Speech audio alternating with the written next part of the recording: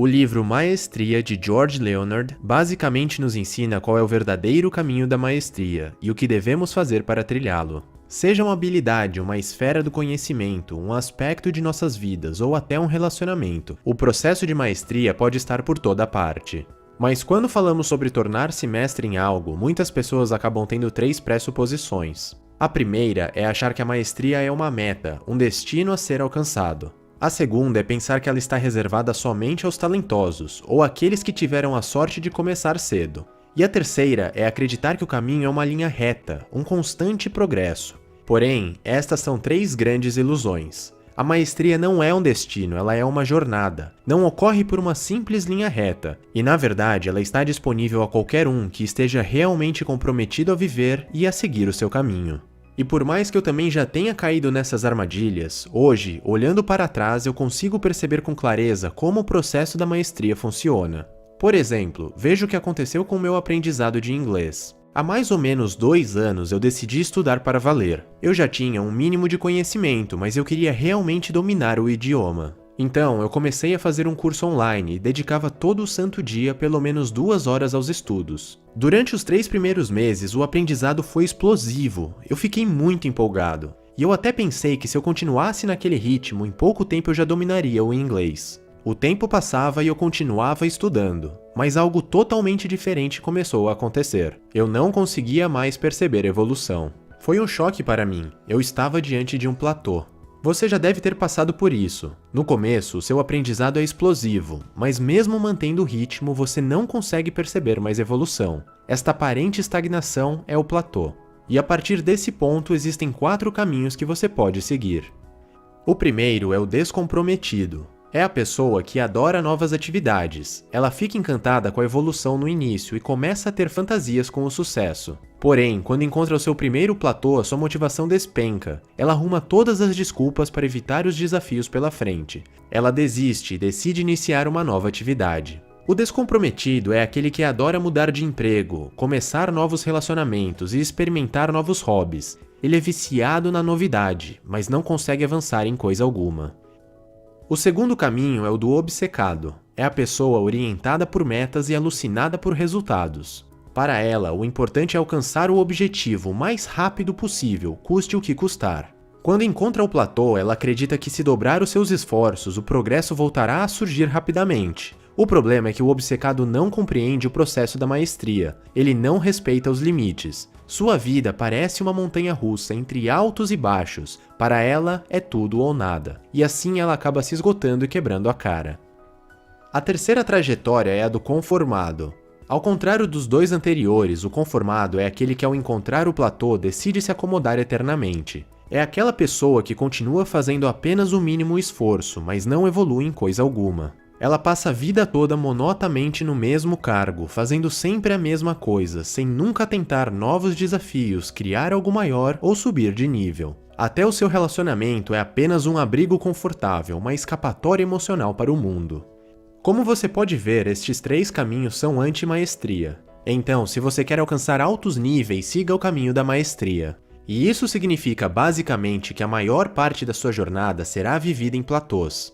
Metas e conquistas são importantes, mas elas existem apenas no futuro e no passado, não no presente, onde existe apenas a prática. Então você vai ter que amar o platô, porque se você odiar o que está fazendo e se o seu progresso depender apenas de novos resultados, você não pode esperar ir muito longe. Afinal, você vai passar a maior parte do tempo estagnado.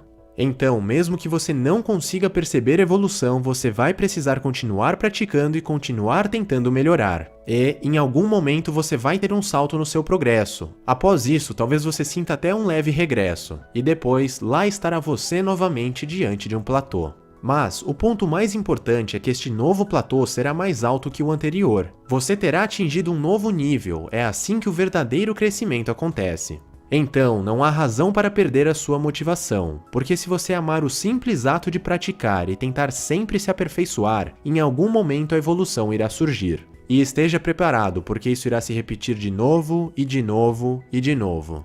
E eu posso confirmar isso com a minha experiência. Durante a minha jornada de inglês, eu praticamente sempre tive essa sensação de não estar evoluindo, com exceção de alguns pequenos saltos ao longo do progresso. Mas, hoje, quando eu olho para trás, eu vejo que a diferença foi impressionante. E isso só aconteceu porque, independente do resultado, eu continuei praticando e me aperfeiçoando. Então, para avançar por este caminho, siga as 5 chaves da maestria. Chave 1. Instrução. Explorar, descobrir e criar novas maneiras de aprender por conta própria é sempre gratificante. Mas não fique preso a isso, ou então você pode acabar se encontrando tentando reinventar a roda. Alguém provavelmente já teve diversas experiências que você pode aproveitar para alavancar o seu aprendizado e poupar tempo e energia. Busque livros, vídeos, cursos, professores e mestres. Sempre haverá alguém para lhe ensinar algo novo e a chegar no próximo nível. O segredo é justamente combinar os 2 pontos. Seja capaz de aproveitar, extrair e aprender com as experiências dos outros, e de adaptar, criar e experimentar novos métodos por conta própria. Chave 2. Prática.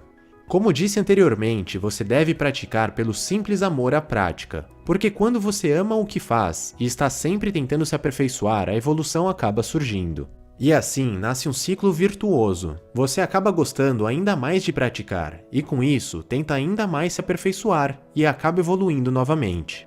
Além disso, é importante manter a regularidade e o espaçamento entre as sessões de prática. Por exemplo, ao invés de praticar 6 horas uma única vez na semana, tente espaçar os treinos e praticar 2 horas em 3 dias diferentes. Isso otimiza o aprendizado, você pode ver mais sobre isso no vídeo Como Aprendemos.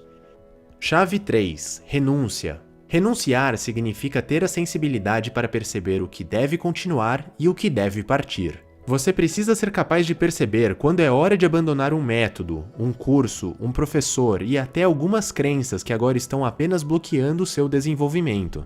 Às vezes, tudo o que precisamos é reciclar os processos e renovar as ferramentas. Você também precisa aprender a se afastar da prática de vez em quando. Entenda que o descanso, a recuperação e a reflexão também são partes essenciais do processo de maestria.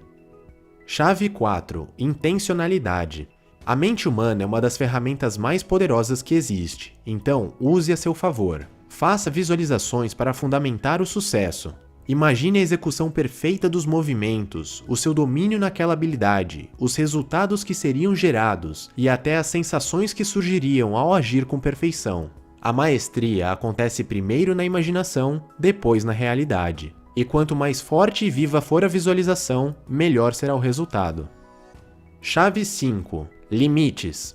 Se você quer evoluir, você precisa constantemente se desafiar e ir além dos seus limites. Experimente um novo movimento, uma música mais difícil, tente ir mais longe ou tente ser mais rápido, aumente os pesos, faça o exercício mais devagar, descubra novas expressões, aprofunde seus estudos e consuma materiais que lhe desafiem. Aprenda a gostar da dor e do desconforto, pois eles fazem com que a sua mente e o seu corpo tenham que se adaptar ao desafio, e é assim que você sobe de nível.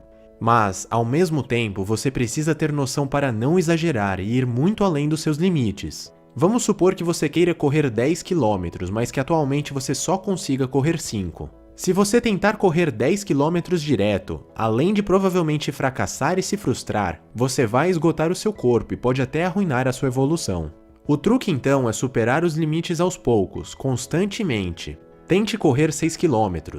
Quando 6 km ficarem confortáveis, tente 7. Quando 7 km ficarem fáceis, tente 8. E assim vai indo até um dia chegar aos 10 km. O curioso é que quando você alcançar o seu objetivo, você vai querer ir além. Porque a maestria não é um destino, ela é uma jornada. Não existe linha de chegada para aquele que ama o simples ato de praticar e de se aperfeiçoar. Um verdadeiro mestre é um eterno aprendiz.